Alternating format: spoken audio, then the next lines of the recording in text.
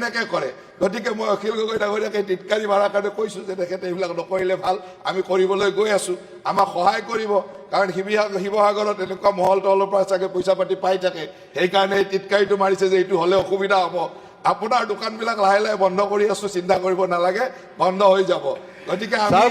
sir মই উঠিলে এতিয়া গণ্ডগোল হৈ যাব আপোনাৰ দোকান উঠিম নে নাই ছাৰ মোৰ নামটো লৈছে মই উঠিম নে নাই ছাৰ মই উঠিম নে নাই কি হ'ব আৰু মই তাক একদম উলিয়াই দিম খেলটো মোৰ নাম লৈ এনে গালি পাৰি আছে ছাৰ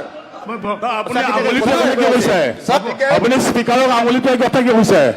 ঠিক আছে মোৰ নামটো লৈ এনে গালি পাৰি আছে মই এক চাট দিলে উল্টি খাই যাব এতিয়া হ'ব কিন্তু আপুনি সিন্ডিকেটৰ গেটবিলাক বন্ধ কৰি লওক আগতে গোটেই নামনি অসমত আপুনি সিন্ডিকেট চলাই আছে আপুনি তথ্য নোহোৱাকে বিধানসভাত কথা নক'ব তথ্য যদি আছে তথ্য সহকাৰে কথা ক'ব দিম নেকি এতিয়া গেট কেইখনৰ নাম কোনখন গেটত আপোনাৰ দৰে আমি ধেমালি কৰিবলৈ অহা নাই অসমৰ ৰাইজে আমাক ইয়াত ভাল কথা ক'বলৈ পঠাইছে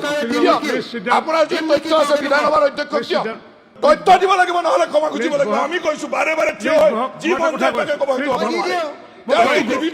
যি মন যায় তাকে ক'ব আছে যদি তথ্য দিয়ক কিমান তথ্য আছে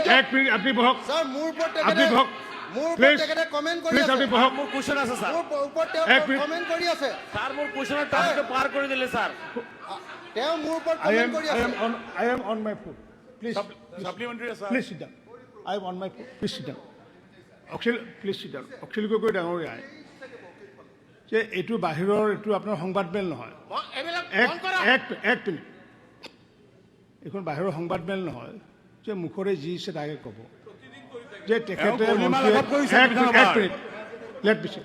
ছাৰ মোৰ নামটো কোনে লৈছিলে প্ৰথমতে এক মিনিট ছাৰ কোনে লৈছিলে প্ৰথমতে আঙুলি নেদেখুৱাব মই লৈছোঁ ছাৰ মোক ক'ব দিয়ক গতিকে তেখেতে এক মিনিট